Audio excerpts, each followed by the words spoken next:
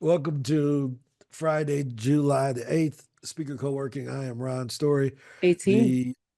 the um, head of speaking or whatever I do at Speaker Hub. And I'm here with Angela Lewis, who is over customer success. And yeah, we're here to help you guys get booked on more stages, make more money, and become better business people overall, right? The more business you can do, the more people you can help. Um, I'm not in it for the money, but without the money, I ain't in it. Right. And that's kind of how we got to think about it. you know, without the money, I ain't in it. This business is hard. So if they ain't paying, I ain't staying. And I think that that's kind of the same attitude you guys got to have. There's nothing wrong. When it becomes, let me talk about this for a second. When did it become so um, bad to want to be successful? Like, would it become bad to want to have a nice place, a nice house, a nice car, take vacations, retire your family? When did that become a bad thing? Like, all of a sudden nowadays, it's, oh no, I don't want to be that. I'm like, why not? They never have an answer for the why not. So over here, we trying to help folks. We teach the prosperity gospel over at Speaker Up. We try to have prosperous speakers. I'm not Creflo Dollar, but I'm trying to make sure that our speakers make some dollars. so, Let the um, church say amen. hey, there it is. Amen. Yeah, Coming from the lady with 3 airplanes. yeah. I think the problem really come down to like, at least for me growing up, my family and people around me would talk about, oh, rich people are all evil, and I would say to them, well, y'all don't want to be rich. Well, I You can't mean, do yeah, God's work if you ain't got, you can't help the poor if you are the poor. that's it. I agree. There's a Um, misinterpretation of the Bible where it said money is the root of all evil. No, it's the It's the love love Love of of it. of money. money. That's the root of all evil. And then there's that other misinterpretation that it's hard for a rich man to get to the kingdom of heaven, going through the eye of a needle. Another misinterpretation. So those things contributed to people thinking it's bad to be rich, but That's they are churchianity. misinterpretation. there it Say is. that word again. Churchianity. That's I churchianity. like that. It's not Christianity, Churchianity. that's churchianity. Ooh, I'm Yeah. using that. Is that yours? My friend and I had a conversation and he said it and I did the same thing. Ooh, and it stuck with me. Because it's true. We gotta Churchianity. unchurch that. But even for people who aren't in church, it's like it's noble. And I don't think it's noble, I think it's comfortable. Because without resource, money is simply a resource, and you have to have resources to be able to effectuate change and just to live and take care of your family. It's like breathing air. You gotta have it. Oh, 100%. 100%. Um, a lot of conversations around that. We'll get into it a little bit because I think it's really important about perspective and understanding that your current life is somebody else's dream, right? The things that we complain about is what other people dream about having. And to squander those resources, whether it's time, whether it's energy, whether it's relationships, whether it's currency, um, to squander those things, I think is a bad deal. Got a lot of great opportunities ahead of us. Um, any other wins? I thought I had a win I could announce, but I'll have to save it for Monday because the ink ain't dry on the paper yet. But any other wins? I had a win of someone wanting me for a podcast, but she also complained that my website wasn't connected to my name, so I might need somebody in here to provide a resource to so I can get my tech together, my Fiverr.com. website and all that. Yeah, I mean, just go to Fiverr, What man. is she mean about it's not connected? I don't understand. It Like says SEO is website. not pulling up. It says website, but then when they click on the website, it's like doesn't go to my website. Inside of Oh, Just Speaker that's a Hub link issue. yes, from Speaker yes, Hub. yes. Okay. We'll pull that up in a second. We'll go through it. because it should take you definitely to your website. Valencia, what's up? Hey everybody. I got on another 2 more podcasts, so that is a win. Thank you. Yeah, super duper high five, man. High five. I mean, there's a lot of results, a lot of results. We're going to talk about a couple things today that I think are really cool. John, what's up? I had a question. Um, after I don't think it was yesterday or Wednesday. This week has been a blur for me, but you were talking, we were having a discussion about target markets, Mhm. getting our avatar, and I know you've been talking about that a lot, and I do realize the importance of it, having built mortgage companies, real estate companies, software companies, how to really get target on your audience so you can just, maximize all of those opportunities. It has been a struggle with my mind mapping message.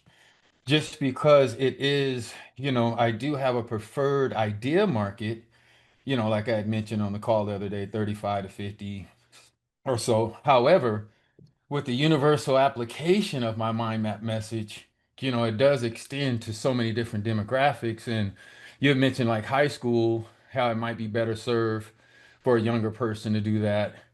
And I was kind of grappling with it a little bit, and I was thinking like, well, a younger person may not have my story in relationship to the actual concept of mind map for one. Then secondly, a couple months ago, actually, I did a keynote and for a high school in Bolingbrook, Illinois, man, and these kids was all lined up to talk to me afterwards, and it resonated with them. Even though, But here's the thing. Wait, uh-huh. you go ahead, and I'm going to show you where you're going because I think you. No, I'm just trying to, it seems hard for me to pick like a market when my market is so universal. I do have an Yeah. idea where low hanging fruit, like with my athletes, with my background in athletics, as well as my connection with corporate media with my IM, but yet it seems like I don't want to leave opportunity or impact on the table No. by not addressing the youth. So here's the That making here's the sense? thing. No, I got you. But I'm going to ask you a very simple question, right? Uh-huh. Because this is where people get wrong, right? Uh-huh. I have a daughter, got a son, got a partner I'm building a life with. Mm-hmm. Did they buy life insurance on me? No. No, they're the beneficiaries, right? Right. So going to my 3-year-old or my 8-year-old talking about life insurance is a bad deal. But talking to their dad, who's going to pay for it, is probably a good deal. Mm-hmm. And talking about the mom who's going to own it because she needs to make sure that she knows where everything is if something were to unfortunately happen to me, right? Now, I use the insurance thing because it's a gross example to show that my kids who benefit from my message or from my life insurance aren't the people that pay me. The people that paid you was whatever school that brought you in, or the Mm-hmm. people that will pay you is the school. So Right. you can target schools and your message reach the kids. Your Right. target, the person who target audience is about these two, not about that one. Got it. Got it. Got it. It's about, are you the owner and the payer? Can you make the decision and can you pay for it? You may not benefit from it. Got it. So targeting the school intendants and superintendents and mayors and things of that nature, like I did to get that opportunity, is what you're Yeah. saying is Now, my the market, people who benefit from it not is the necessarily the students. kids. Yeah, that's what I'm saying. You're not going to try Okay. to get the kids to bring you in to speak. Got it. Do you understand? So this is really Mhm. important when you're thinking about targeting. Targeting is about which decision maker and which payer can I talk to? Mm. They don't always benefit from it. We spend about $7,000 a month on software subscriptions at Speaker Hub. Mm-hmm. I use Chrome. I use Right. a free Chrome browser. I don't use any of the software that Maria and everybody. I'm like, what are we paying $700 for? Oh, that was something that the dev team needed over here. And that was something that this team needed. I'm the owner and the payer. The beneficiary was someone else. Does that Got make it. Okay. sense? I see the distinction now. Yeah. But yeah, but that's been essentially what I've been doing though anyway. It's just targeting, coaches, like I said, decision makers. I was just thinking that my message, you were mentioning like my message may not be received or applicable to. No, no, no, no. Let me clear this up because I think this is one of the things that we have to deal with. Remember our business, personal, coachable, right? And I go back Mhm. to this, and I'm not talking about anybody who's not coachable. I'm just saying if we become too much of the product, we take what's being said too personal. Right. I'm not personal about it. I'm No, trying to no, figure it I out. got you, but I Yeah. gotta hit this Yeah. Yeah. because things we start taking it too personal when people coach us up about certain things, and we say, "Well, no, I don't want to change that." Well, no, no, no. It's just it's just my perspective, Hmm. right? It's just my perspective on how I've built things.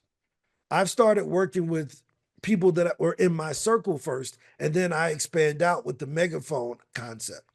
Hmm. Does that make sense? When I first started selling insurance, I didn't go sell to strangers. I sold to my family and friends, and then they referred me out to other people.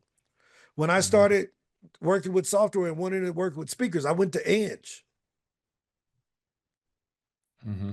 Do you see what I mean? When I started buying businesses, I went to friends that I knew that had bought businesses. When I did consulting, I sold to the companies that were inside of T-Rex downtown St. Louis. Do you see what I mean? So I'm just saying the easiest people for us to relate to are the people that are like us. And then as we Hmm. mature, that gets so broad. And that Right. funnel opens up so much because we have all these other branches. Does that Hmm. make sense? But I Yeah. think in the original, and I'm giving the advice to everybody, not to John, right? So it's broad. It's a bit broader than what John was asking about for that reason. Um, so as the and we talk about taking the business personal. We had this conversation in our team meeting this morning, and I'm on the meeting. I'm like, dude, we just wasted time. I'm about to get off here because I'm frustrated. I'm like, this ain't gonna be a good team meeting this morning. Y'all gonna hate me after this one. So, what y'all got planned for the weekend? We just started talking about like going to the movies and stuff, right? Because sometimes we get too close to the business, Yeah. and like this morning, I was too close, way too close to the business, right? But I had to back up a little bit so that I could see, okay, where do we want to go with this thing? So as you're looking at who you're trying to talk to, for most people, they're not talking to anybody, John. Hmm. They're Yeah. not making, they're not talking to enough people in their own circle. Yeah. So And I'm and I just trying to, the reason why I tell you to start with your circle, because that's safe. You ain't got yeah, to worry about them pooping on you. But and I as you can really expand see. out, that'll grow. And I can really see the challenge somewhat that you may have because everybody on this call has a different message, a different passion, a different background, a different story, a different goal or intention in this business. And you're speaking in generalities mostly because of that fact. But every time you speak, I'm sure all of us are sitting there, all right, how does this apply to me individually? And that's all I was just trying to, I was like, all right, well, Oh how yeah, does this yeah, really no, apply but to me? yeah, still speak at the schools. Do that, but you're not Yeah. selling to the students. Right, right, right, right, You see right, what I mean? You just had those three people right. missed up. That's why I teach those fundamental things. Hmm. Hmm. A lot of folks they teach, oh, market and this and that. I'm like, well, if we don't understand the owner, the buyer, and the beneficiary in any transaction, we Right. can't talk to them effectively anyway. Yep. That makes sense. Right. So I try to get down to, what some people would call first principles and then Mhm. build upon that. And then all of y'all are super duper intelligent. Most of you are more intelligent than I am. So I'm like, okay, they can take this and apply the parts. Yeah, But I that was dig the it, only man. thing that was different Yeah, in I that. dig it. And I was just hopeful to bring this up just in case other people was going through the Yeah, same no, kind of thoughts that I we're was and, good, man. to put it out there for Yeah, space. But thanks, 100%. man. I appreciate it. Target audience is about who can make the decision and who can pay you. You remember the three things. Do they have the authority to make the decision? Do they have the ability to pay for the decision? Do they have the urgency to take action? Whoever brought you in to speak at that school, they had the ability to make the decision, they had the ability to pay you, and they wanted you right then and there. They weren't saying, it might Right. be nice to bring John in sometime in the future. No, we're going to bring John in 2 months. Can you come April 15th? Yeah. That makes sense, man. I really appreciate you clearing that up, man. Appreciate it. Oh, no, it's all good, man. That's it. Bonnie, what's going on?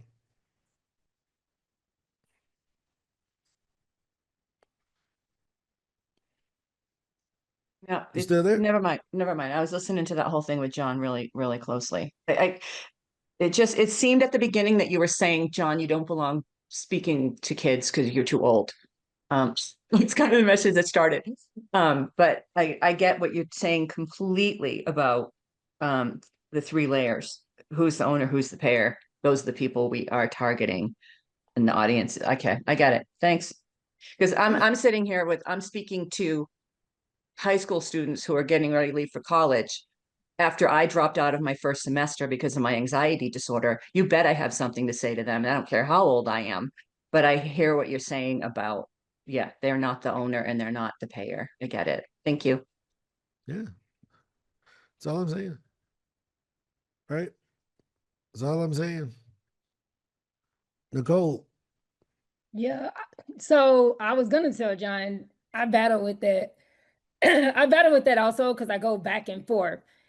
Mine comes out more when when I'm making flyers or my one sheet or I'm tweaking my website because you want to talk to the person, trying to find that sweet spot, using college as an example, where you know that it is the student activities board or somebody like that that's bringing you in for the college. So it has to appeal for them, but it has to speak to what you're speaking with, to the person that is the person that's your audience, not necessarily your market. I constantly go back and forth and battle with that. So I was just going to co-sign and then say thank you, Ryan, for clarity. I also heard something in the last couple of days. So even though I was at Black Tech Week, I was doing the Black NSA Speaker Challenge, and then I had another corporate client challenge going on. I had a lot. But I heard something in one of those sessions that I wanted to make sure that I brought back to you guys because it was on how you hook your clients. 2 things is, one is, people make emotional purchases. So when they get there, we list all these great things that we can do and what our accolades are and all of that, but you really always have to hit them from an emotional standpoint. And so for the type of corporate clients I'm going after, that was counterintuitive to me because I'm an attorney. I'm numbers and facts and laws and statutes. It needs to be rigid, but really we should be throwing a lot of that out and talking to the emotional, even corporate buyers, even college, college campus buyers. They buy with emotion. The second part that I wanted to bring back was making sure that even if the people in our circle aren't going to be the ones that hire us, they know someone who can. So when you were talking about starting with your circle, definitely that, but don't get willy-nilly with your pitch. So if you have your 30-second, I do this so that this, being able to be really consistent, even when you're talking to your brother, your sister, your uncle, you're at the family reunion and they say, what are you doing now? Your pitch needs to be very succinct so that people aren't confused. For me, that was a big one. I always get pigeonholed back into being an attorney. I'm a darn good attorney. That's not all I do. And that's not all of, I have multiple businesses and they aren't all purely, I go to court, I draft contracts, I do your estate plan. And so being able to articulate that by not changing or not using the pitch that you've worked so hard to come up with. So I hope that helps somebody. Those were some of my aha moments this week. Oh yeah, no, I think that you made 2 really good points. Your network at the beginning, you're trying to be referable, right? They always say it's easy to turn a stranger. It's easier to turn a stranger into a friend than it is to turn a friend into a client, right? And it's easier to turn a client into a friend than what it is to turn a friend into a client. So a lot of times our immediate family members, they're going to be our referral sources, right? But we still need to know. We get to practice with them in a safe place, right? And what was the first thing you said? Because I have a comment on that. But they're all well, going to that, they'll also be your champions. Your family members love you, so they're proud. And if they're going out Exactly. telling people, I had to tell my family, don't send me any more divorce cases. I'm not dealing with that foolishness. Like, I'm not in family court. I don't want to do that. So you got to let them know. The first thing I was saying was being able to sell to. Oh yeah, yeah. So people buy with emotion and justify it with logic, right? So one of the tough things is that I think in the speaking space, that's people have sold too much emotion. It's been too aspirational. Be a 7-figure speaker in 7 days. You're like, come on, man. So I came into this business all the way on the other side. They lying. Like that was kind of my opposite side. Like I took the contrary thing, right? Well, you could do it. You got a word. It's gonna be great. You got, and it's like, yeah, but you hyped them up, but you have no accountability to this thing that you just put inside of this person. You put a battery in their back and sent them to my house, right? And I'm like, no, don't do that. You know, like send them over, but let me calibrate the battery because they think that they gonna achieve this tomorrow. And one of the things that I want to show two things. One is an Instagram clip, and today is Ask Me Anything Friday, so it's wide open. I want to show an Instagram clip, but then I also want to show how do you. Nicole mentioned on her website that she's trying to figure out how does she talk to different people on the website. So I'm going to use an example of a company called Instantly, and Instantly does a great job of this. And what Instantly is going to do, once they verify that I am a human, is Instantly shows all of their products. They got a lot of products, right? Just like SpeakerUp, they got all the same stuff, a lot of stuff, right? And then when you go to pricing, they got 3 pricing tables in one. So you can pay for outreach, you can pay for search, you can pay for CRM, right? So they got a complicated use case. But what they did, they said, well, if you're in sales, here's our page. If you're an agency, here's the page for you in agency. If you're doing marketing, here's how you use our stuff for marketing. So I think on speaker pages, on your pages, you got to have those different identities that are available. And we've made that available to you on your speaker page also. That's why we give you multiple. If you look on the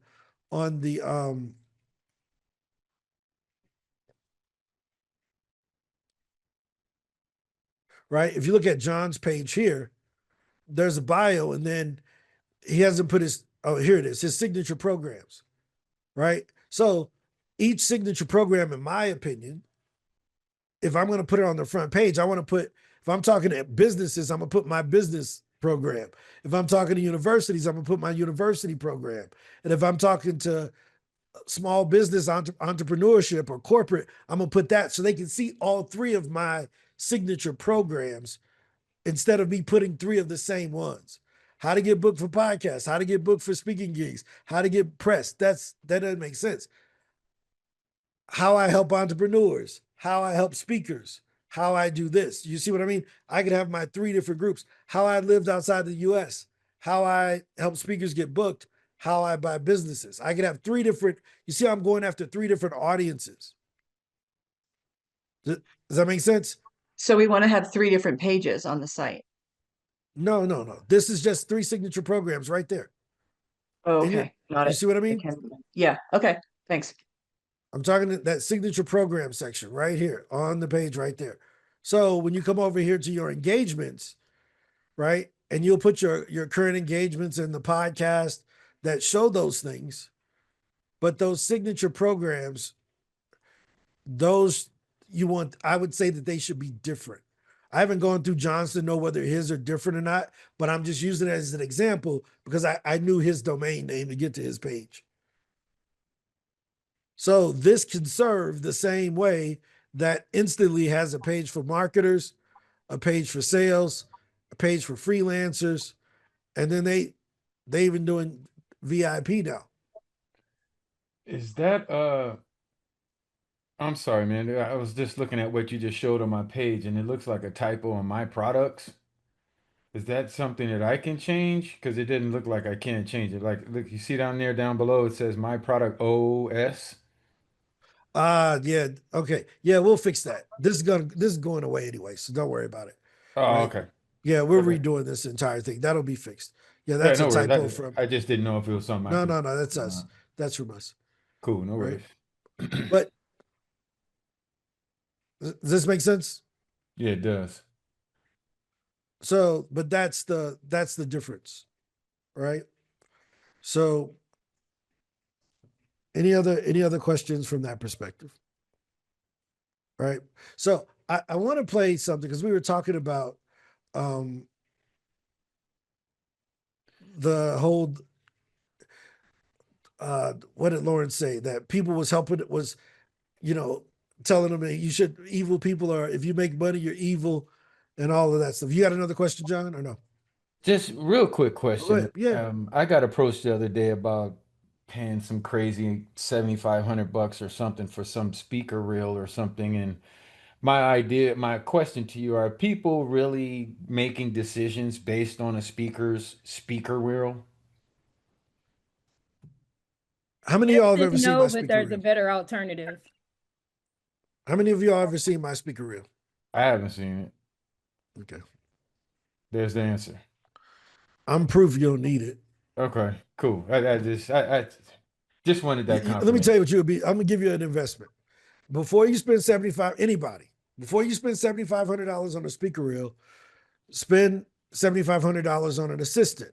John already has one, but I'm saying spend $7,500 on an assistant that's gonna use all your pitches. You'll Right. get more gigs from somebody using all of your pitches.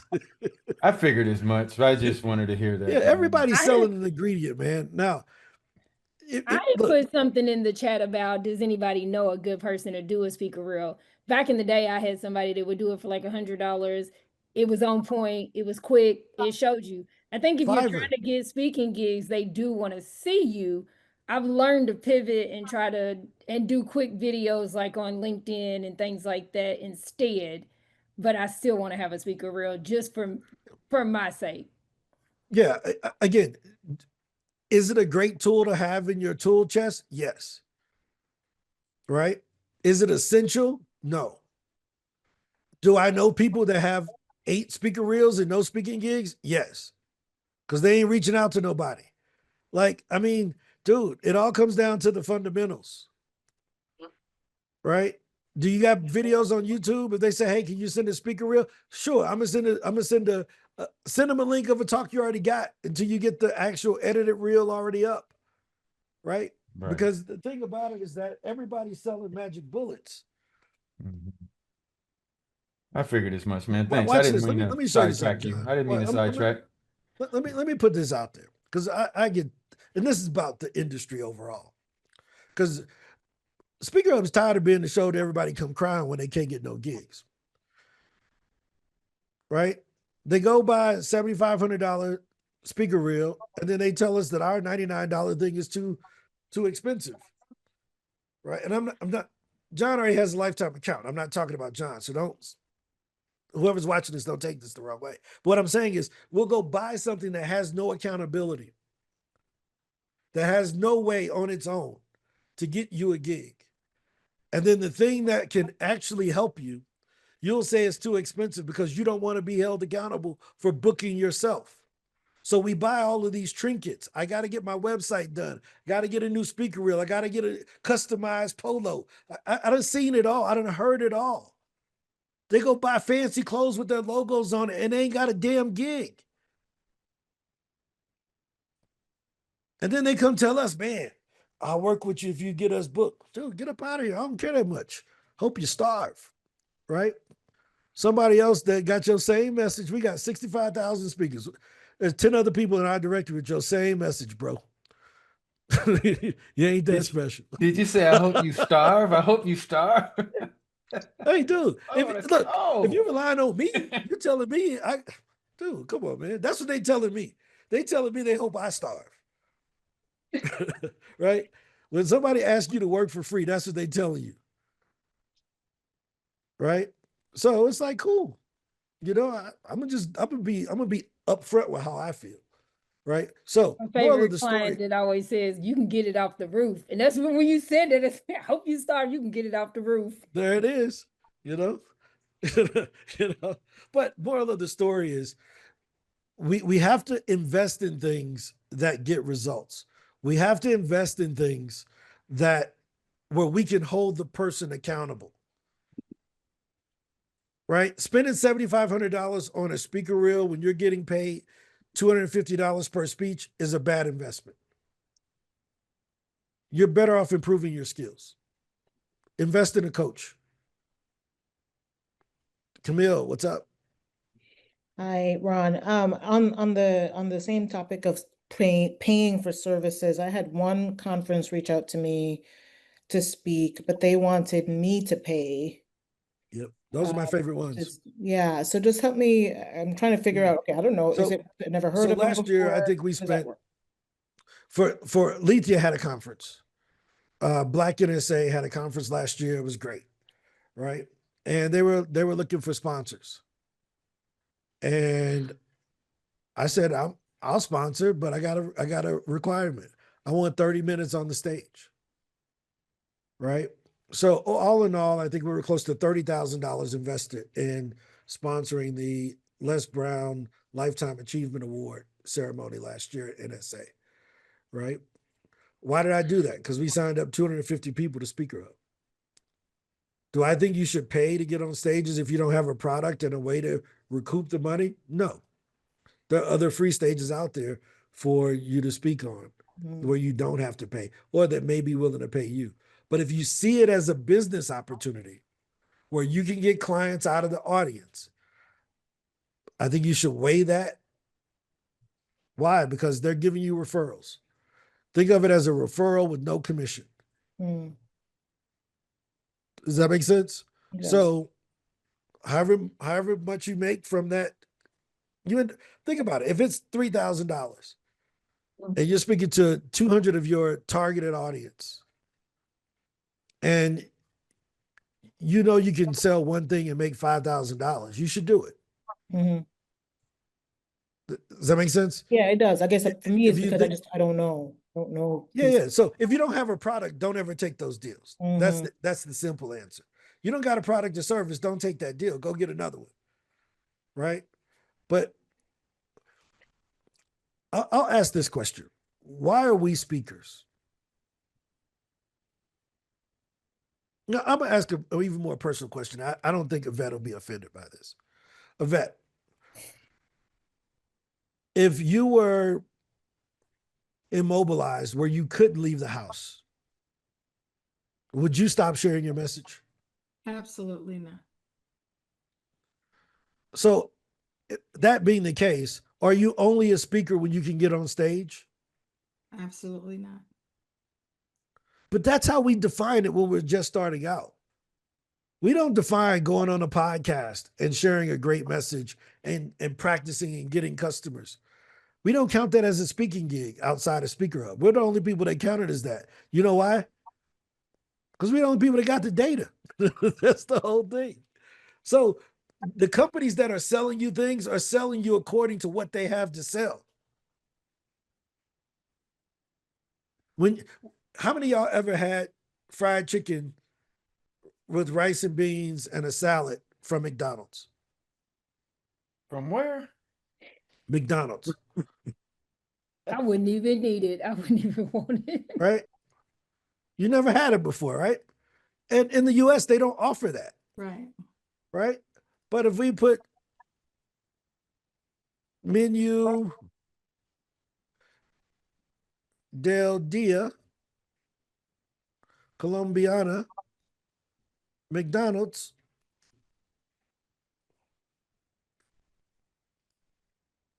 there it is. Fried chicken, rice and peas, and a salad. This is my go-to. It's $2 with the drink, $2. Dude, How that's is crazy. it? How does it taste? Incredible. Don't you see my body? Do you see his body? I made a few of these. What do you mean? How does it taste? You see, it's a point of reference. I ain't never referenced something. I brought it up on purpose. No, moral of the story is that people sell what they have available to them. To a hammer, everybody looks like a nail. We've all heard that before, right? If you go talk to somebody at Northwestern Mutual about financial advice, they're going to lead with insurance because they're an insurance company. You go talk to somebody at Edward Jones, they're going to lead with investments because they're Edward Jones Investments. Does that guy sell insurance? Yeah, but that ain't what Edward Jones pushes. You go talk to somebody at State Farm, they're going to lead with car insurance. Do they offer investments and stuff? Yeah, but State Farm car homeowners. Does that make sense? That video guy, I don't blame him. He offers videos. No different than the flour company should blame the chocolate chip guy for saying, man, these chocolate chips taste way better than that gold medal flour. Yeah, but you need both to make the cookies. Is this making sense? So the one thing that I want to make sure, Camille, is that when the different opportunities that are there, it may not be the right thing for you, but for the right person with consulting or coaching or a product to sell, that is a great stage. Right? Let me give you another example of this really quickly.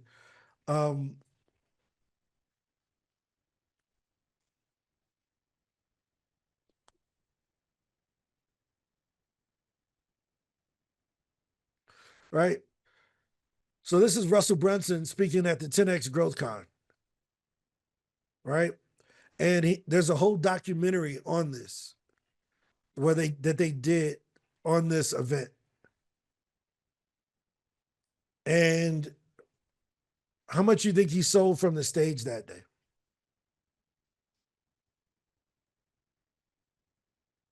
Probably $1 million.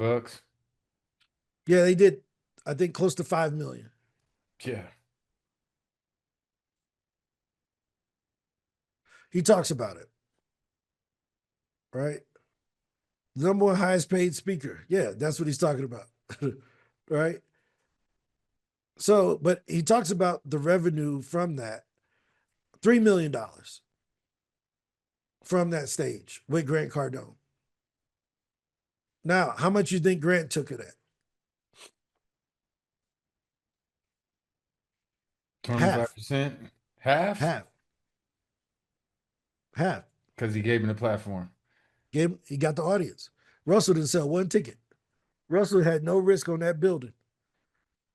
Russell didn't have to get anybody else to come there to listen. You think, how many of y'all would take that deal? If I put you on the stage and you knew you could generate $3 million from the stage, would you give me half of it? If I could put you in the audience that could buy three, you see what I mean? It ain't always a bad deal. It's just context. On the internet, everything is a scam without context. Now, scams are illegal. If it's illegal, it's probably a scam.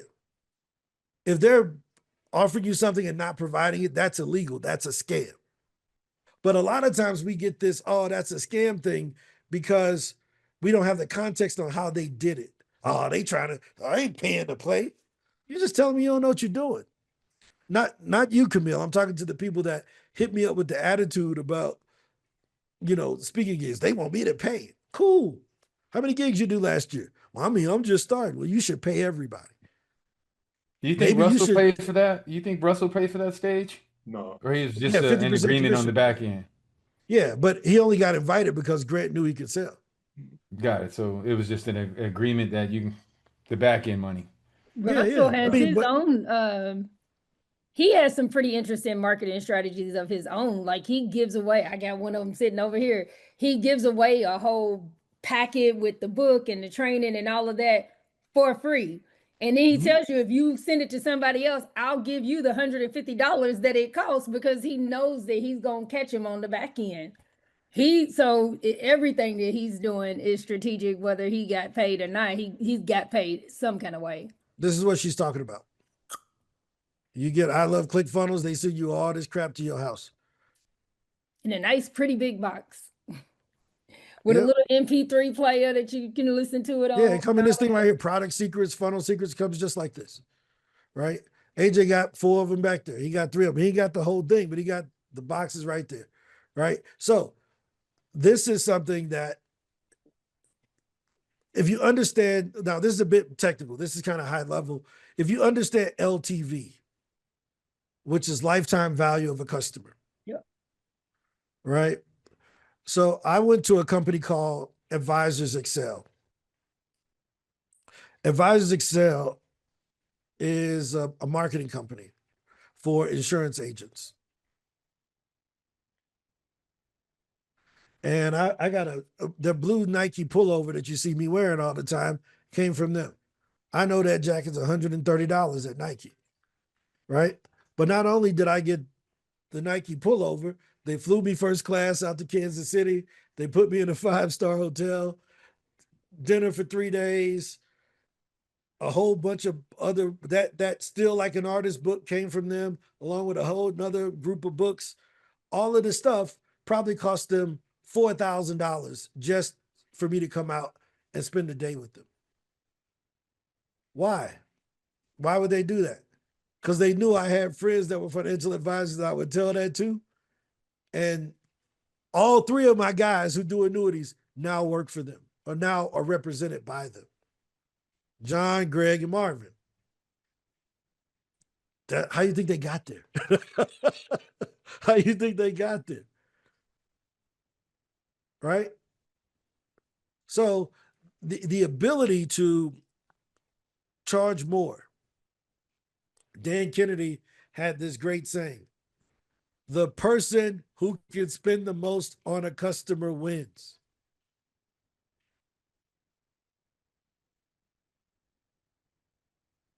Let me give you a great example.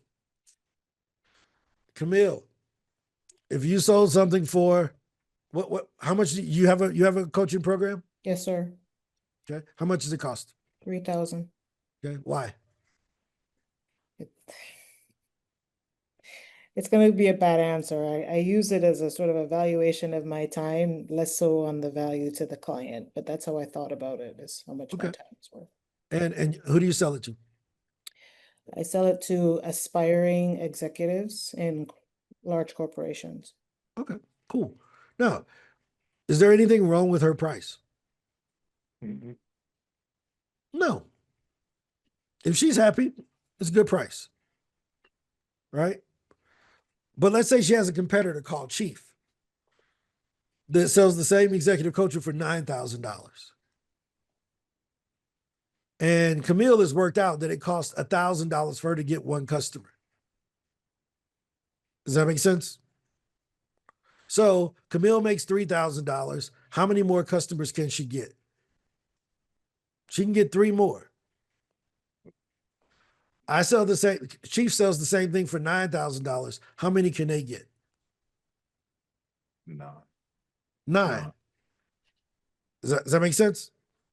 Because they got 9,000 in there if it's $1,000 per customer, right? What happens when the cost of getting a customer goes up for Camille?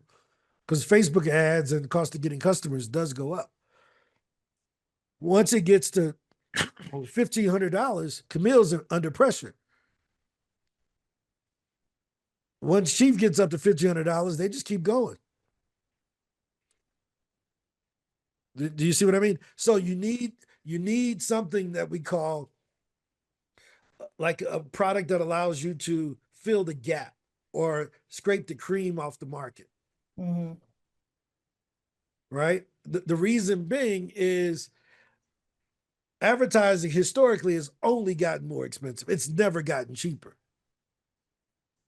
Does that make sense? So understanding the value in what you provide. If we were to look at the speaker of value ladder, what is the least expensive thing we sell? Because speaker page, I guess. Yeah, it's free, Mm-hmm. right? Is it valuable? You damn right. Comes with these free calls. We do these calls every day. Anybody can come on it, right? What's the most expensive thing we sell? I think it's Lifetime, the top tier Lifetime or done for you. No, we got a secret menu. we got a secret menu, right? We got a secret menu that can get up to $5,000 a month for us to do it for you. Right? But we don't put that out there directly in the public because it ain't for everybody. Right? Done for you could be 2,000, 3,000, 5,000. You know, if it's a bigger organization, talking to somebody the other day, I'm like, dude, it's 15 grand. You want me to do that? But they want us to do everything. I'm like, cool, we'll do it. But this is what it's going to be. Every month is 15,000. They were like, and I'm like, cool. So let's go down to the one you want. But if he gonna take it, I'm gonna do it. So you got to be able to fill in those gaps of the market. Does it have to be on every page of your website? No. You go to ClickFunnels, what they got? A $99, $137, and a $197 and a $397 or something. Once you get signed up, he gonna ask you want to join a $50,000 a year mastermind. So everything you offer doesn't have to be publicly available, but it should be offered. Because you got to compete. And it's almost like Robin Hood. You got to have these things that are ultra valuable that people find value in. Right? Now, Speaker Up traditionally only had a free product, $199 a year product, and a $349 a year product. And I came and I said, yeah, okay. not while I'm here. But that's how we were able to go and more than 5x the company in 1 year. Because I just grabbed the rest of the slack that they had been leaving on the table. Right? If a speaker doesn't see Lifetime or whatever, I get paid $5,000 per gig. That's what you say you get paid. If you don't believe that by reaching out to 5,000 opportunities, you're going to make your $5,000 back, I just don't believe you get paid $5,000 per gig. I don't think you're that smart of a business person because if you don't see that you can make it back in one deal, cool. And you would rather not, perfectly fine. I'm okay with that. Right? But the value of the opportunity where you say, hey, look, I know I can get 1 gig in between now and the day I die to pay for this thing. It's a good deal, right? When you consider the investment that Ann McNeil makes, where she has 3 people on the call for 2 hours a day. They're not here today, but usually she has 3 of her team in the call. Janessa, Michelle, right? On top of paying for Speaker Hub. The investment that Michael makes, right? Michael's legally blind. So not only does he pay for Speaker Hub, but he pays for an assistant to use it. Does that make sense? So does a done for you service help those types of clients? You daggone right. Because now their assistant can go back to doing whatever they were doing. But Camille, so you got to get those higher price things because it's a good value to you, but also it's a great value to the person on the other side. It's a win-win. Thank you. Does that make sense? It does. Thank you. Oh yeah, no problem. Nicole, what up? Okay, I got a lot. Oh, go ahead. I made notes on this one. So first things first, my husband came home one day. He was like, what is your biggest offer? What the heck are you talking about? He's like, no. If money ain't an issue and somebody came and they said, I want, let's say your tax advising service, what's your biggest offer? And I was like, he's like, stop doing the penny ante, the small ones, trying to make it fit people's budgets. What is your biggest one? Sit down and don't get off the couch till you do it. Thank God for my husband. So I sat down and I played small. I was like, 50,000 maybe. He was like, when you do your tax advising, you save people at minimum 50,000. So why is that your biggest offer? If you're saving somebody a couple $100,000 on their taxes and what they have to pay the IRS, it should be higher, don't you think? And I was like, but the time came. I had a client who came to me, and I'm talking the $5,000 and $8,000 package. I got up the courage to sell a 20,000. And then I had a client walk through the door and he was like, I don't want to do anything. I trust what you're going to say. I'm not going to do it because I'm not that kind of person. And I could be like, ooh, hold on. I got this one offer. Did he buy it? Not yet. He's mulling over it. But if I didn't have it ready to go, I could never have said, this is what I have to offer. So whoever needs to hear that, challenge yourself today to think through. Camille, it ain't 3,000, love. What is your biggest offer? So when that client walks through the door, you'll have it. I'm thankful that he thought about turning it upside down. The other thing he had told me too is you want to have your highest offer. So maybe the $100,000 client, maybe he doesn't want 100,000, but when we get to talking, he saw the 100,000 ticket. So 50,000 sounds real good. If I say, well, the next level down is this. So also, that's the Tiffany company effect. They make their stuff really expensive. So when they show you something that's a little bit less, you look and you're comparing that big price tag they showed you first to that. The Russell Brunson thing, when I thought about it, I do have his book. I do have the package, but it made me think about it. The book that he sold was not his work. The little MP3 is not his work. What he did is he made himself an expert among experts. And I've used that to do some of the stuff that I've done. So what y'all don't know is the others, well, you may know, but to bring back to memory, stages are anytime that you can talk to at least one person. Yep. What he did with his book that he gave away benefited all the people that were in it. He made himself look like an expert among experts, but every chapter of his book is written by somebody else. He compiled it together, gave his little preface or overview.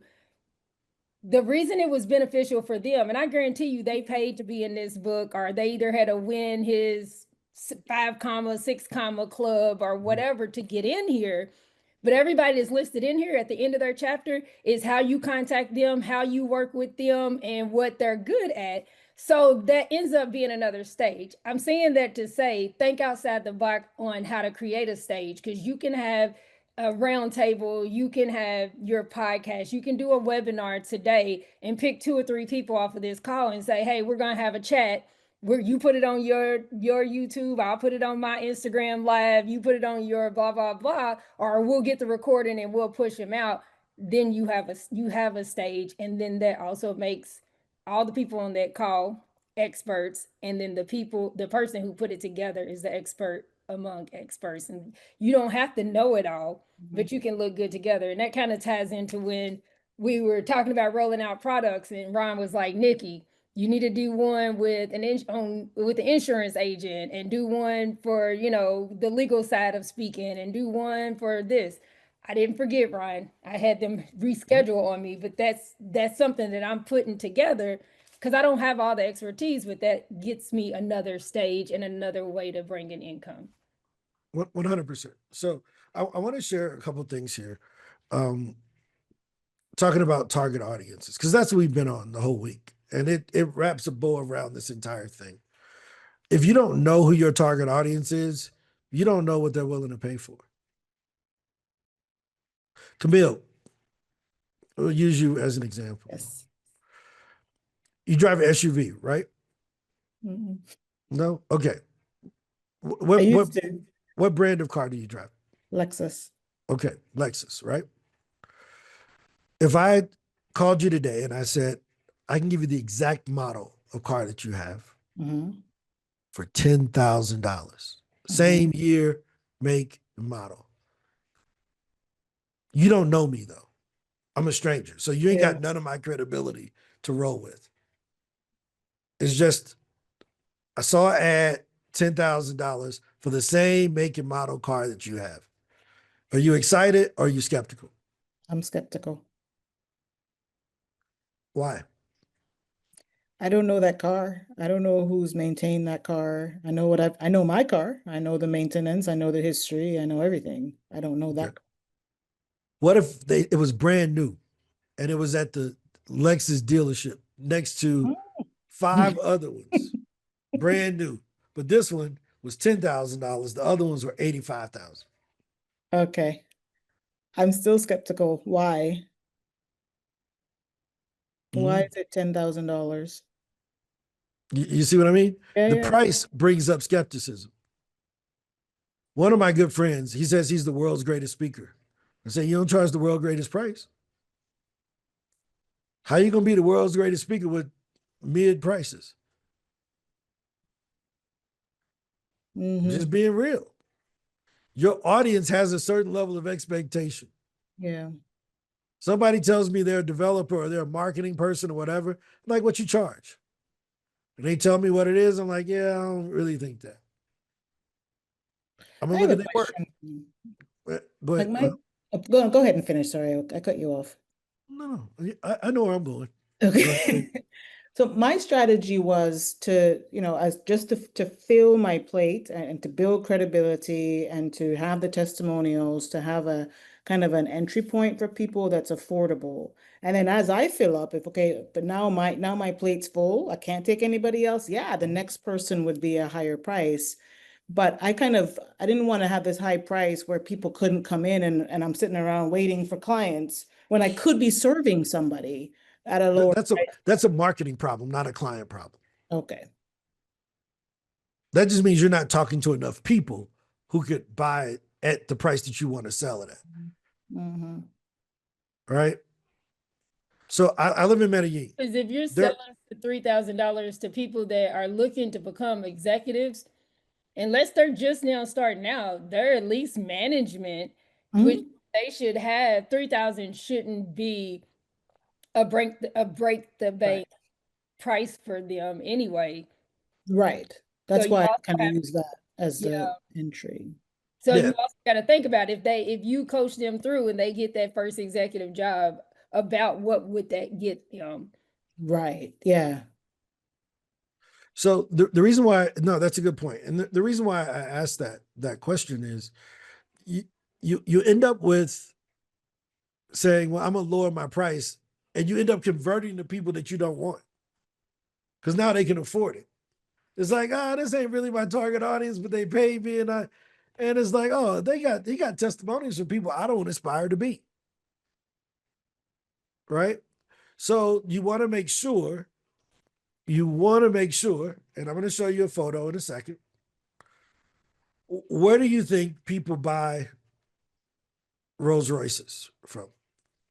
Where are more Rolls Royces sold than any other place? The trick question? No, it's a question. What do you think? At the Dealership? Royce dealership? Yeah, that would be second. On the golf course. That's close. That's actually a good thing. Right? From people who already own a Rolls Royce that want to get rid of it. Nope. No. At air shows. What? The heck out of here. Don't tell At me. air shows. More Rolls Royces are sold at air shows than any place else. Yeah. Because the person that's looking at a $20 billion jet, that little $300,000 Rolls Royce look cheap. Ain't that right, Nicole? Company of Maybe my husband's trying to tell me something. We're not going to no air shows. I'm just saying. But do you see what I mean? So when you're in the right audience, value is easy to convert. If you're trying to target someone we've shown it to you. We know who our audiences are at Speaker Hub, right? You think we ask all them questions in them surveys for no reason? No, we store all that data, and it teaches us how to market to everybody. So once you understand who your audience is, it doesn't make sense for me to go to a new speaker and who's never spoken before. They have no executive experience, and offer them $8,500 lifetime account, $3,000 a month done for you, $5,000 a month done for you. Because that's a lottery ticket to them. They're trying to win. They're saying, hey, I'm going to buy this and I hope. But I know they haven't done the work to get there. Does that make sense? But Let me show you how I can still, because you have multiple variables that you're looking at. Camille, how much executive experience do you have? How many years, Camille? 30. Well, 30 30 years of industry. executive As an executive, probably 15. Yep. How many years you have as a professional speaker? Including while I was working or since I stopped working? Outside of work? 1 year. 1 year, right? Because of Camille's experience, 30 years, executive, 15 years, super duper duper fortune, whatever, she can pay for done for you. And I'm just saying, now, I know some idiot in the YouTube gonna say something. Her track record says that she can pay for done for you. Why? Because she probably gonna pay an assistant or somebody on the outside to do it anyway. Right? So all we're trying to do is to say, hey, instead of John having Linda as his assistant, everybody else may not be able to afford Linda or need Linda for the other things that Linda may help John to do. But just for this pitching thing, we could be that for them. We ain't gonna balance your books and do your contracting, but we gonna help you get booked on more podcasts or whatever. We should offer that as a very specialized service.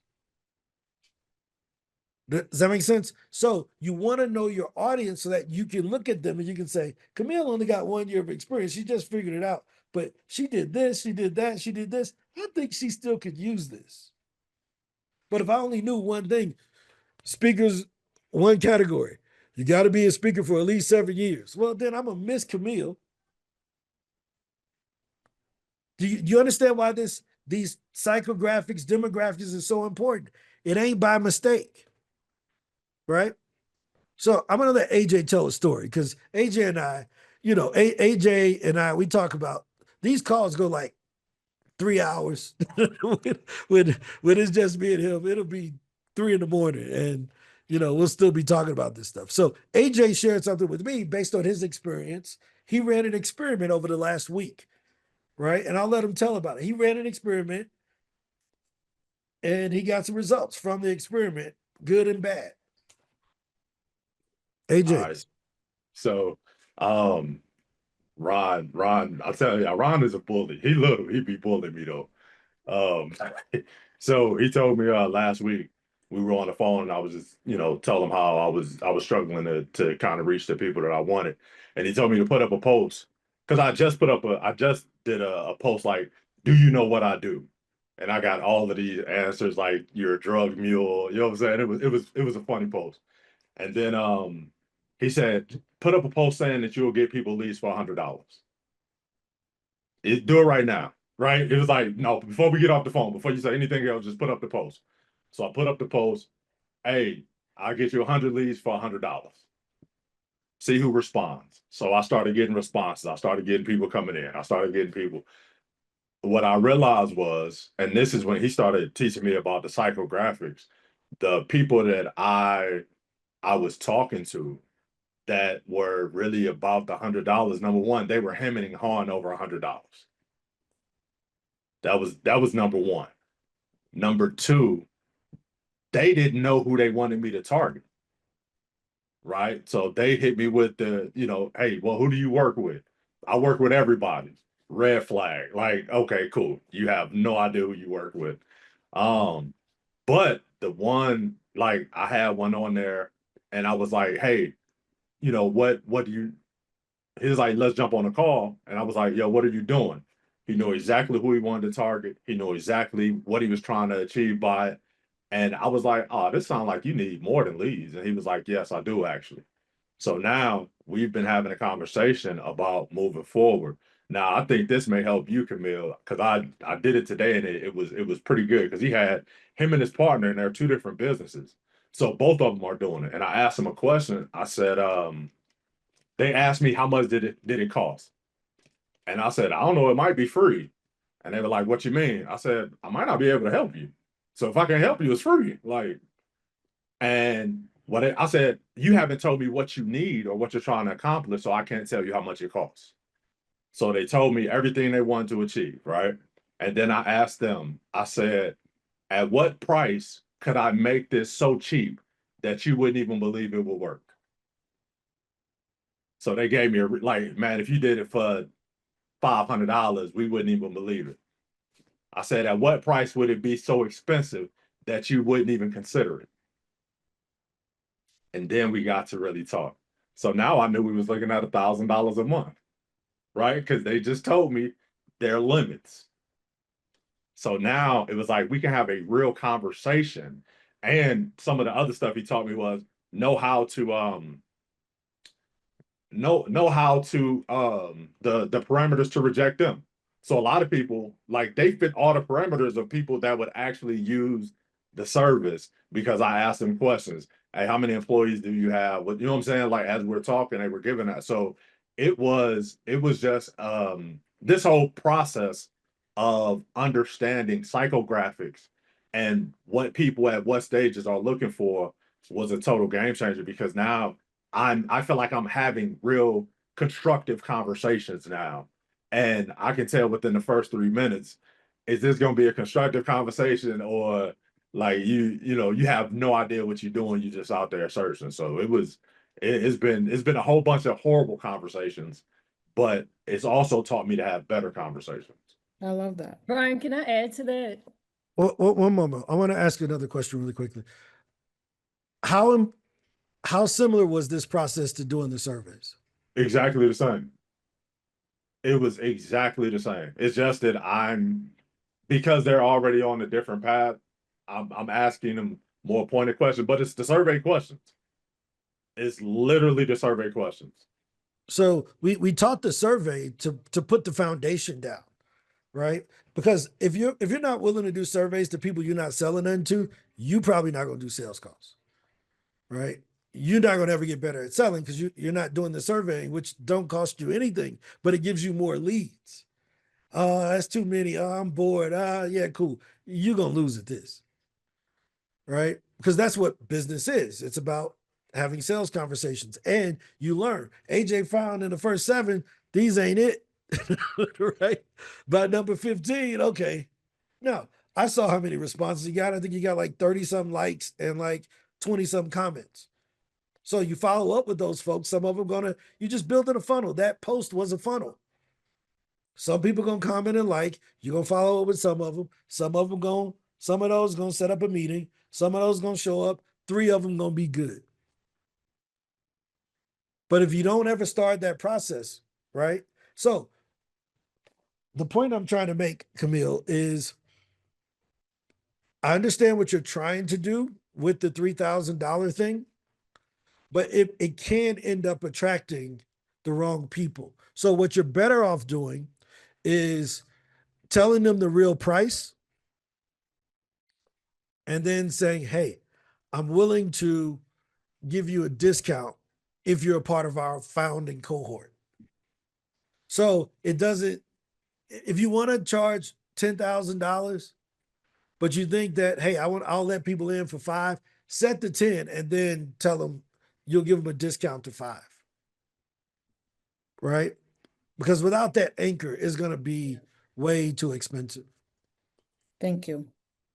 Is this helpful, guys? I know we're 16 minutes over in the overtime, but I wanted to bring real results. And we can open it up for more questions. And Nicole, I'll let you go in a second. I know that there are 1.3 million speakers on LinkedIn. We have 65,000 of them inside a Speaker Hub. If all 65,000 of our speakers wanted to go full-time, in which they do, that means that they would need at least 20 gigs a year at their current average speaking fee to make $60,000. If we take 65,000 times 20, that means we need 1.3 million speaking gigs to fulfill the dream of whatever all 65,000 people have. I don't have 1.3 million speaking gigs for people. And I'm willing to say it. They don't exist. See you later. They don't exist. But can I help those 65,000 people figure out how they can make money outside of speaking, using speaking for free or whatever, podcasting, whatever, to generate the income, which is what they want anyway, I can take responsibility for that. That's just candor in marketing. That's being honest with people versus saying, we're going to help everybody. You're lying. You can't. Right? The total addressable market for speaking gigs, it ain't that big. But the total addressable market for you to be able to help people and make a decent income, it's enormous. Nicole, and then I saw Linda perk up. I don't know if she had something to say too. Okay. I'll be quick. What I was gonna say to Camille, Ron is right on setting what your price is, start with that. What I found is when I discount, especially with legal clients, is don't just tell them I'm gonna give you a discount, because in their mind it was always the lower price. So you can tell them it's 10,000, but I can give you a $5,000 scholarship if you finish the program. You know, if you agree to finish the program, or if you agree to be my case study and you will Exactly. do an extra session where I'm getting something. So they feel like they're having to give up. They're giving up something, they're paying something. It's not money, because people pay attention to what they pay for. The more it hurts them, the more they're invested to get their money's worth. But then that also goes to my next thing. I had to tell one of my consulting clients this, that if you set your standards and you know, like AJ was talking about, he knew who his market was and his clients that were coming in his funnel, that some of them weren't clear. So he knew off top, I can't help them. You also have to know that when you try to lower your prices, if somebody feels like 3,000 is all I got, this is my whole 3,000, and they're reluctant and they're pinching pennies, out of 20 years of practicing, I can tell you those are the ones that are gonna get on your last nerve. They're gonna want everything for that little $3,000, and it's gonna be hell for you because you moved your standards or because you were just trying to make ends meet. It's better to say no to them up front or make them pay what you want, because you're gonna be happy, you can serve them better. And the ones that pay the extra money, they're not gonna hawk you. They're not gonna give you problems. They're paying for that Lexus at full price, not buying the lemon that's used and expecting it to be like it came off the showroom floor. Thank you. Anything else today? Dude. Oh yeah, no problem. You know, I had a conversation with someone who bought Lifetime from us, and they bought it when it was $2,000, and they said, you know, so here are the podcasts I want to reach out to. And you know, I'm excited to have you all doing this for us. And I said, doing what? They was like, I bought Lifetime, so y'all gonna get me booked on podcasts for the foreseeable future. I said, you didn't buy a slave. You bought software. Like, what you think who can work for you for $2,000 forever? And they were like, oh, I'm like, no, you bought software. Like, it's very clear this is software. Now the AI does all the stuff, but ain't nobody on our team gonna work for you forever sending emails. You out your mind? I'm like, well, if would you take that job? If you won't take that job, if you don't take it, we'll hire you tomorrow. Right? But ain't nobody gonna work for somebody forever. And that's what it ends up becoming, Nicole. That's what it reminds me of. They think that you work for them forever now, because you're like, man, if you don't get up out of here. So be very aware of what you're willing to deal with. So there's an exercise, and I will go to Linda. There's an exercise that I learned from Brian Chesney from Airbnb. It's on a great interview. And what he talks about is what is the star level of your service? And we've done this on this call several times before. What does 1-star Camille look like? They get a checklist. They get something, right? What does 2-star Camille look like? They get a webinar. What does 3-star Camille look like? An online course. What does 4-star Camille look like? Group coaching. What does 5-star Camille look like? Individual one-on-one coaching, right? What is 6-star Camille? Nope, most people stop at 5. Individual one-on-one coaching at a luxury resort. What does 7-star Camille look like? Individual one-on-one coaching or group one-on-one coaching at a resort and I buy the tickets, right? What is 8-star? Group one-on-one coaching and I'll coach their kids. 9-star, I coach their kids through college, right? You could charge whatever, $300,000 a year, whatever. You know, Myron Golden is very happy to talk about, you know, people paying him $400,000. Just like Grant Cardone was excited that Russell gave him 1.5 million. Do you see what I mean? Because here's the thing: if you get one piece of value from something, right? If I can tell you something right now, right, and I'll give you a great example of this, Camille. If there was something that I could do in your business that would generate an additional $500,000 in business, at what point is it a bad deal to pay me? $500,000. Yeah, you see, look, this is how I know this is an executive. Because you know what everybody else be saying, 50,000. I'm like, you don't know business. But she like, no, until I lose money, this is a good deal. Right? Now, that's a sign when you're talking to someone, if they know their answers and it's logical, you're like, yeah, this person gets it.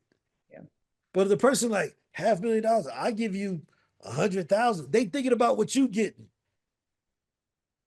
They ain't thinking about what they get. They focus on what they paying you, and they can't. Moral of the story is your people will know the answers. And value, they'll see the value in what you do. So be sure to understand where the value is in that person. Now, let me give you a great example. People ask us all the time, why does your done for you cost so much? Do y'all know why our done for you costs the same as the employee that they hired? Why do you think that is? Because they already decided to pay the employee. They already understand the value already. They don't need a lower cost. They need more results. Does that make sense? If you're already paying a $4,000 employee, you already know that that was the cost when you hired them. So why should I come in and give you more at $2,000? No, I'm keeping the price at $4,000. I'm just going to help you get more value on the upside because I'm specialized. I can do that for less. You're an idiot. Do it for the same cost, but just get them more stuff because that's why they should switch. They shouldn't switch because it's cheaper. They should switch because you're going to do it faster. You're going to get them more money out of it. You're going to find something that the other person didn't find. Is this making sense? So there's a lot. If you haven't read the book, $100 Million Offers, there's a free course on it too. You can just take the course, acquisition.com. I don't get paid anything for telling people about this. But if you don't understand how to make an offer to your customers that they would feel stupid saying no to, right? Let me tell you one thing I learned. Your offer shows who's smart and who's not. It does. Right? I'm just telling you. People don't like to hear it, but it does. If I offered you surgery with no experience, but I said I could do it cheaper, and you take it and you die, is that my fault or yours? No. It's my fault. Huh? It's my fault. Yeah. But if I offered you surgery and I show you all of my people, let's say I wanted to get an EBL. I wanted to go from 5'6" to 6'2". Y'all know what an EBL is? That's when you get your knees, you get your legs extended.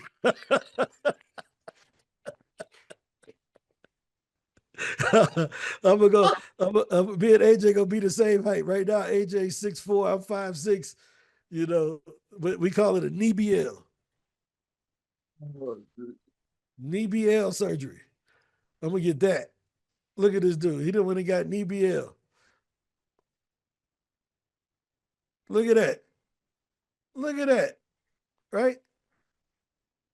Now he looked like a T-Rex, but you know, Right? If somebody gonna do that, they better show me that picture.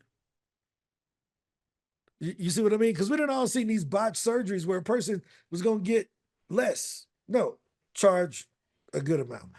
Any other questions about this? I think it's really important that we understand value. So There's three things: price, cost, value. so there is something that I did on the call that I need to make sure that I write down that I thought was good. After I told him, like after we got to the price of, it being, $1,000 a month, and they kind of was like, I was like, well, I actually have a semi-private group where you can get that for like half the price. I said, and I told him everything I would take away. Well, we're not gonna do this, we're not gonna do that, we're not gonna do this, I'll teach you how to do all of it, but we're not gonna do it for you. And they was like, no, we want you to do it for us. So then it took the conversation right back up to the value of it. So, even with your Camille, with what you're doing, get a small group where you just teach them something else, right? And let them have that option to go to the smaller group. Yeah, I mean, I think that 10-star thing is a great exercise for everybody. Yeah. And then just find where you can live. Right? So some people call it a value ladder. You don't have to offer all of those things. Find the sweet spot where you can live, and then add leverage to the other places. Right? Any other questions? Any other questions about just general business? I want to share this because I didn't get into it. What I really wanted to share is about this video here. Let me turn up the volume. Most people would rather be right than be free. Yeah, being right is the point. Here, this here. Be right than be free. Yeah, being right is the poor man's version of self-worth. Wow. Yeah, that stings if people really get it, because they'll prove to themselves that either this is too good to be true and sabotage it, or I knew this wouldn't last. Well, you get to be right even though it was someone you loved or a job opportunity you wanted. Okay, well, what's that proof going to do for your life? Keeps your ego alive. Yeah. That's how subtle and self-destructive the ego is. That's amazing. Most people. Now, why did I share that?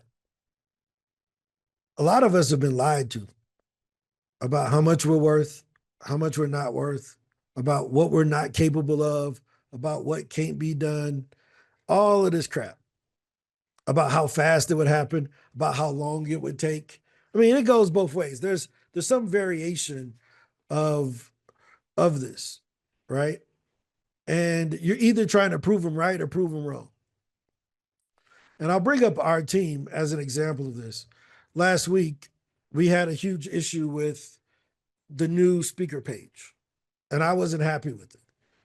So I said we should tear it down and build it all over from scratch.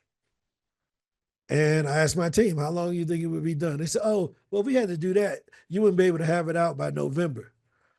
I said, I'll have it out before November, just with a different team. Because we ain't waiting to November. This is going to get done.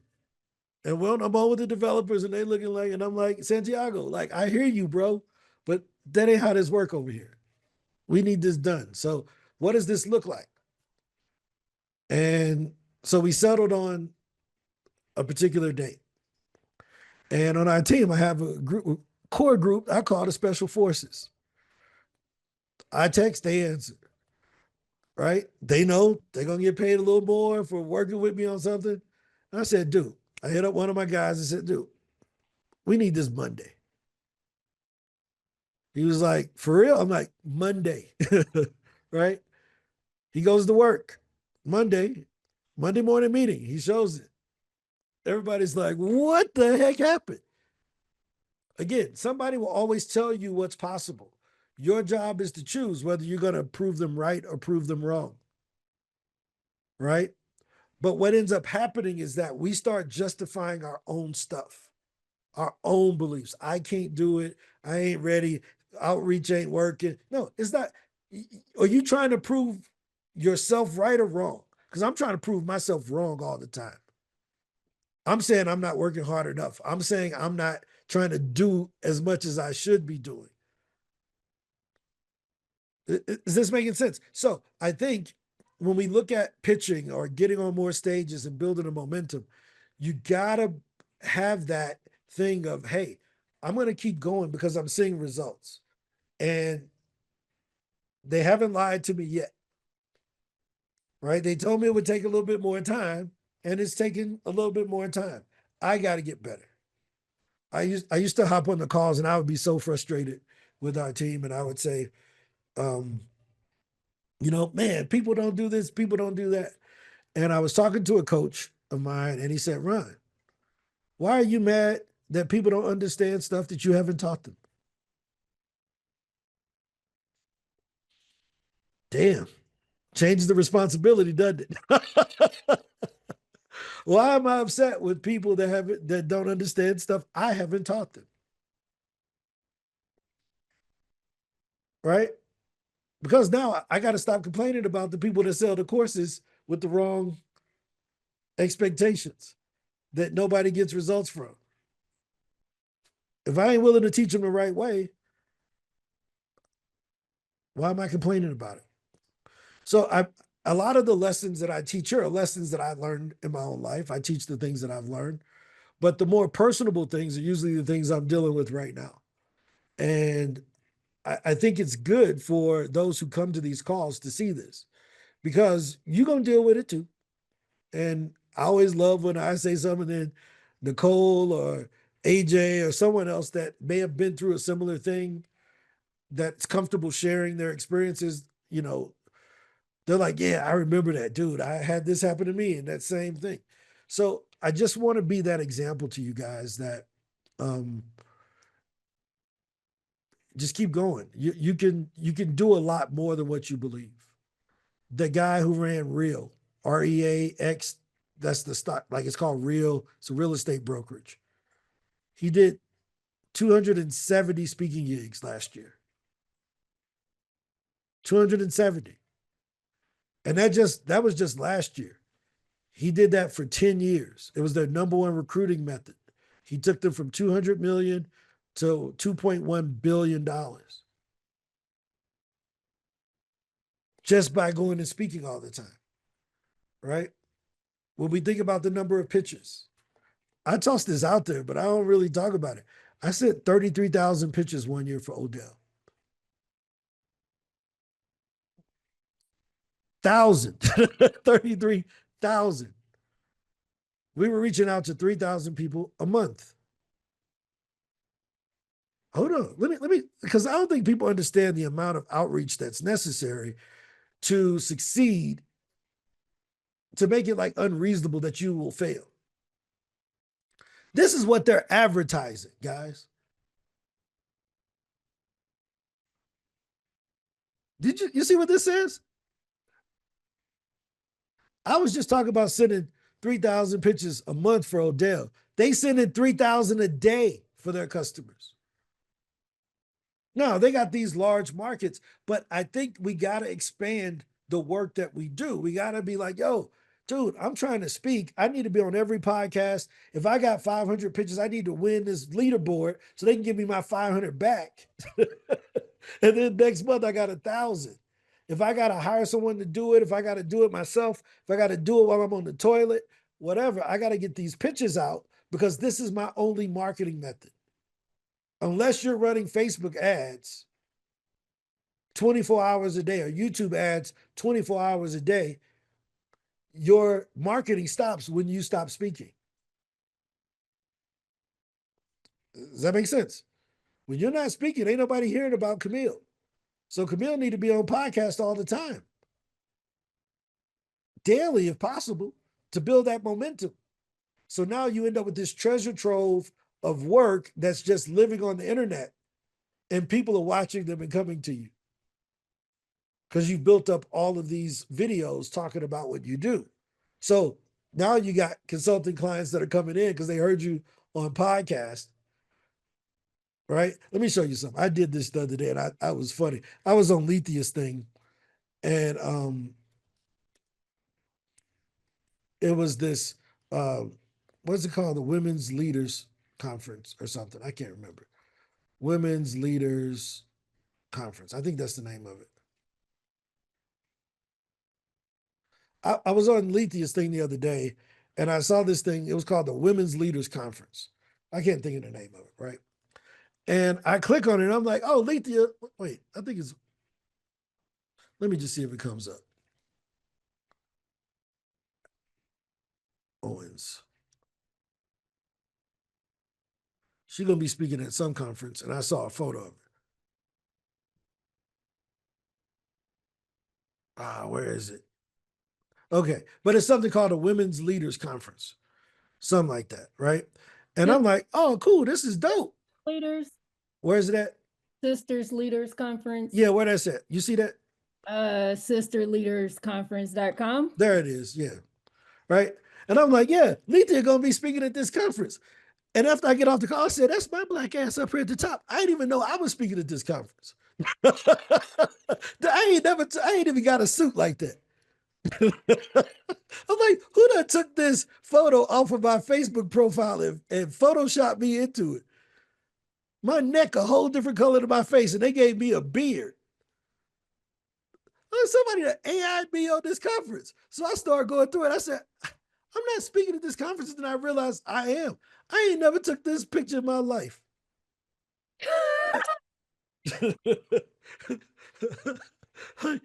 But let me tell you, it's the result of me just doing so much stuff that I can't track it all the time. Hey. Right?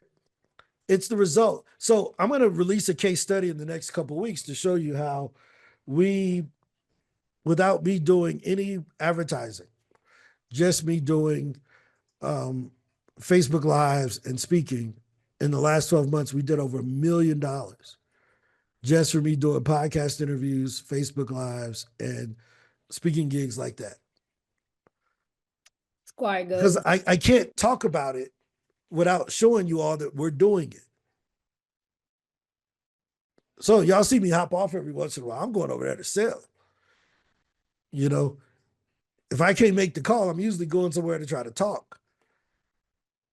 But is this making sense? But I'm trying to be the example out front. Like, look, I ain't just telling y'all this. My behind is on these things too. I'm doing the same thing, and I'm just showing you the way. So hopefully this is helpful. You'll see more from us with what we're doing and how we're trying to grow Speaker Hub. I think we can get Speaker Hub to a large number, but help a lot of people. Go ahead. How do you send out that many without being considered spam or spammy? How do you send out that many and be actually relevant and not piss people off? Yeah. So they didn't send 100,000 emails to one person. No, I didn't think so. But I know you have to meter how you send them out. So it's, if you're sending them from like Gmail or whatever, you have to space them out. You can't just flood and things like that. But to me, I can't fathom. I know it's possible. I know people do it. Yeah. So with Odell, we had like 15 email accounts. Okay. Right. When I run prospecting for Speaker Hub, when we first bought Speaker Hub, we needed to email everybody, and I wanted everything to land in their inbox. We had 240 email accounts that we were using. Right. Okay.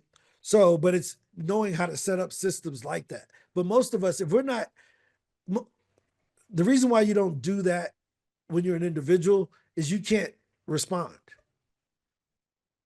You see what I mean? Like most people, 25, 30 emails a day is enough because they're going to get 3 to 5 responses when they can actually have the meetings. If you got 1,000 emails going out and 50 people are responding to you every day, you're going to be in trouble real quick. Mm-hmm.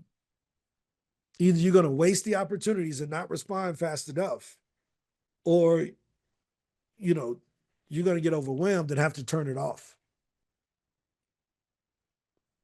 Is that making sense? Yeah. But yeah, I just haven't found it. It's always, I'm looking and I'm wondering, I was like, couldn't fathom it. Now I will tell Odell the messages that he's sending me, he needs to have an unsubscribe on there somewhere. Not that we don't send them emails. Look at the legal stuff. I'm like, we don't send those. We were sending initial prospecting emails. No. To strangers, right? We're in the stranger business. I don't manage people's MailChimp.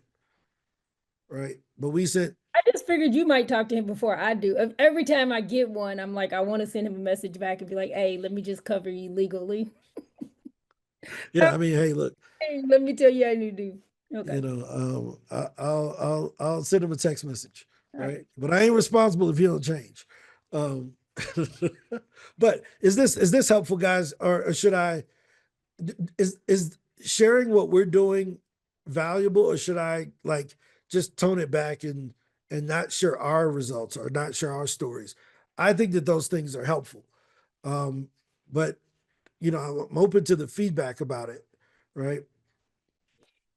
I like your stories, and I'm also interested to hear the stories of other people on the call. I think there's opportunities maybe for us to work together, and Yep. getting some introductions there would be great. 100%. Yeah. You'll see some things from us in the next few days, right? The next few days, you'll see a lot of different things. You'll see a different perspective on Speaker Hub. I think speaking is still an aspirational business, but there are some of us who want to make it a real business. So a lot of our conversations and our tools, once we get inside of the communities, it'll be totally different. Why? Because I can talk a little bit more in detail, like Camille. I can show you a client that did exactly what you did. And in 30 days, we had 40 appointments with her ideal customer, which is your ideal customer. And she was selling the same exact thing. But what we found out is we got her the leads, she got the meetings, she had never sold before. So she didn't know how to sell. So she needed sales training. But instead of doing the sales training, she just blamed, oh, well, these aren't the right people. I'm like, no, you just never sold cold. You've sold warm. You've had referrals. You've never sold cold. That's a different sale.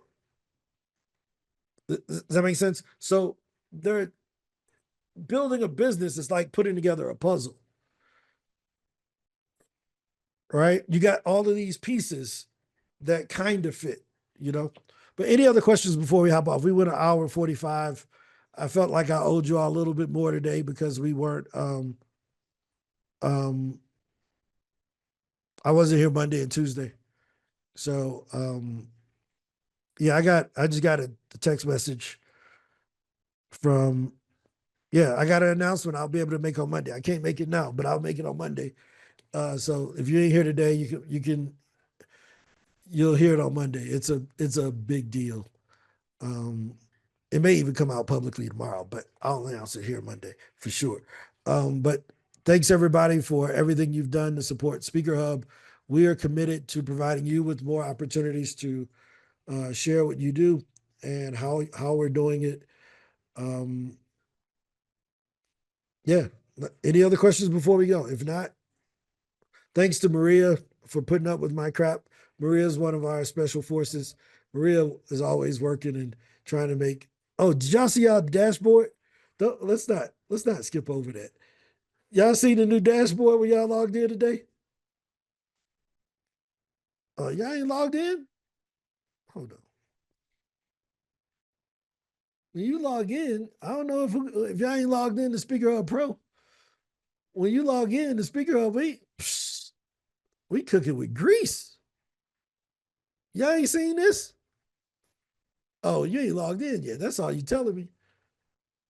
I'm logged when you in, log but I in, we probably got the new need dashboard. to refresh because I still have. Yeah, you may have to log out and log back in, but it should be live. I mean, it's been live on mine since yesterday. Okay. You see it?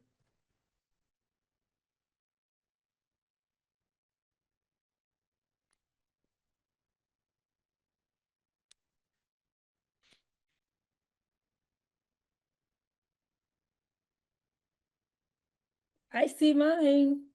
There it is. Motivation to get this up and revise and do more this weekend. Yeah. And let's see. Hold on. I don't know if look what's in there. New feature alert. Another one. My coach is live also. right? So you can go in and work on the coaching, put your coaching in there, get some responses from that perspective. I think we got a few new frameworks. They were fixed. The frameworks got fixed. Yeah, the way you send emails is different. There's a huge change coming here. You'll see a change here with leads. Leads is going to change and speaker QR. Those things are coming.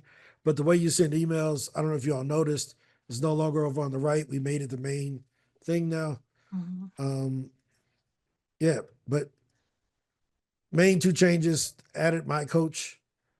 We got to clean this up a little bit, but Maria, can we take this off of here now? Since we got the dashboard. This is the old remnants of the old dashboard when we were doing like segmented dashboards. I think if we were to remove that, we could move these up. Does that make sense?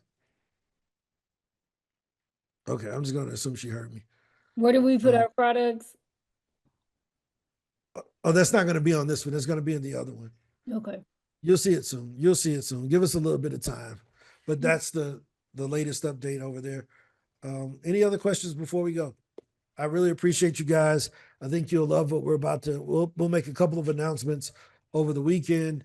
If you have anybody that wants Lifetime actually is going up this weekend. I know I delayed it. It was supposed to go up July 4th, but I held off. But Lifetime prices are going up. So if you have anyone that wants Lifetime, tell them they should get it now. Yeah, let's have a great weekend. Talk to y'all later. Bye-bye.